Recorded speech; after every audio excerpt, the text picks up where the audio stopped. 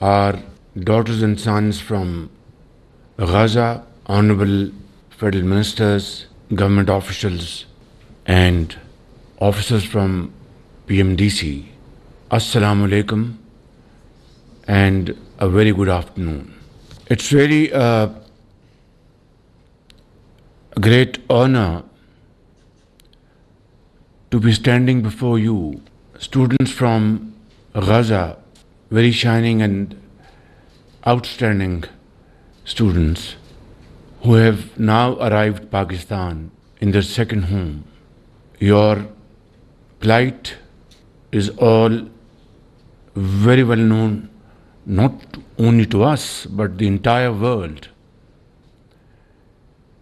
And it is heart-wrenching to watch day in and day out brutalities, atrocities being committed by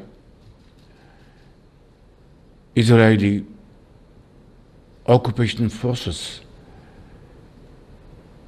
which have so far killed more than 43,000 Palestinian brothers and sisters, thousands of them martyred in the arms of their mothers, thousands on the streets of Gaza. Cities after cities have been demolished. Villages after villages have been razed to ground.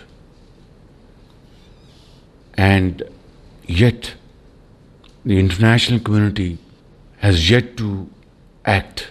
Speeches, resolutions, and commitments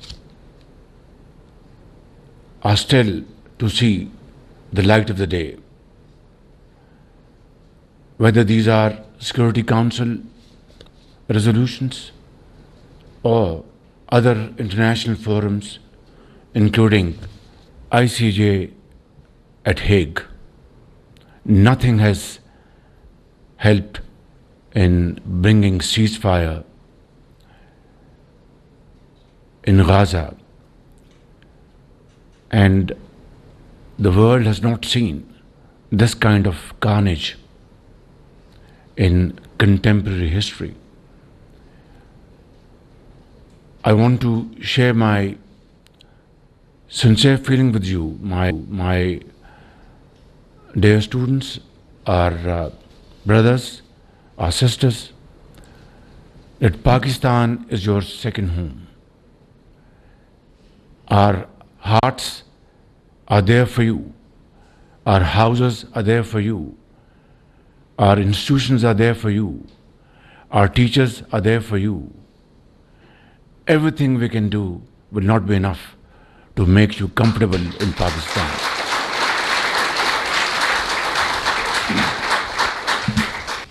I was at UNGA session and we heard speeches after speeches speaking about Palestine,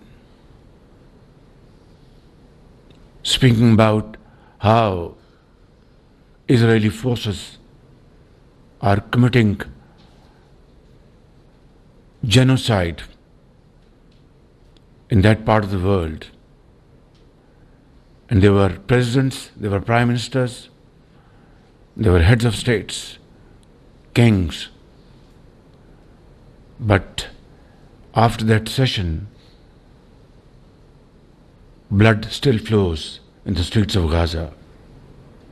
Schools are being bombarded. Hospitals are being smashed. And the world is a silent spectator. I have, in one of my speeches, drawn a stark comparison, a parallel. We know how peace was achieved in Northern Ireland. We know how East Timor was carved out as a separate independent unit. And we know how Sudan was divided. And we know how Bosnia's cries were finally heard after thousands and thousands of Muslims were martyred over there, and collective graves were seen by the world. Only then international community came to action.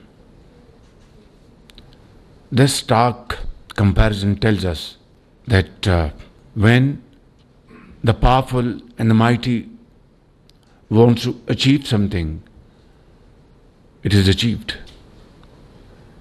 And when the powerful and mighty want to ignore something, it is ignored. Yet,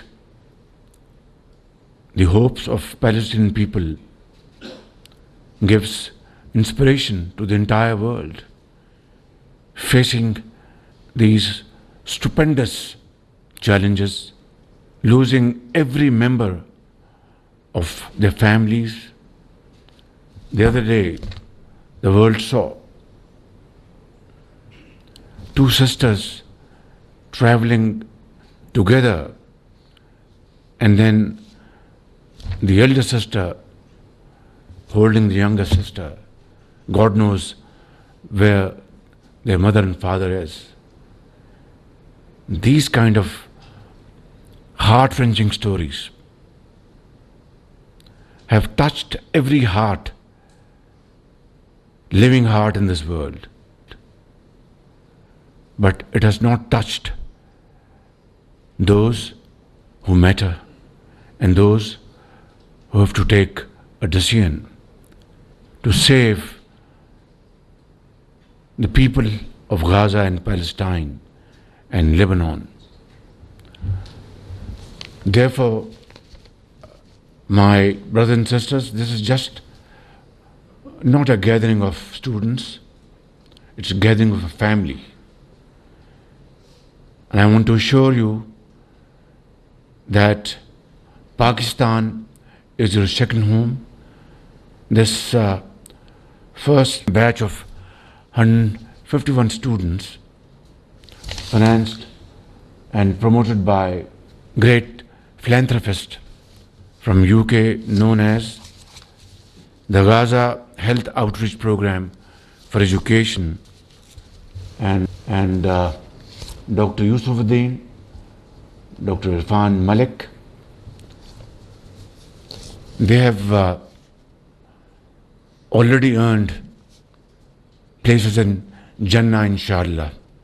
I have already instructed my colleagues, not instructed, requested them that we have to invite many more 100 students from Gaza to Pakistan who can get highest quality education in Lahore, Karachi, Peshawar, Quetta, Islamabad, and we will be playing host to you. Believe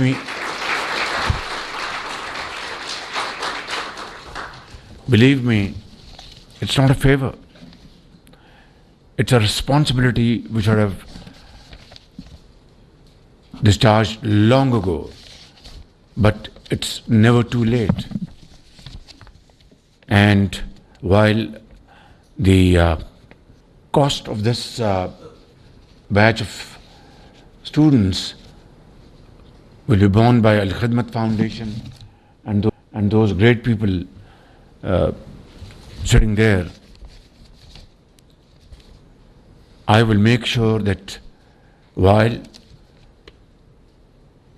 additional students come here in Pakistan, not only we will provide them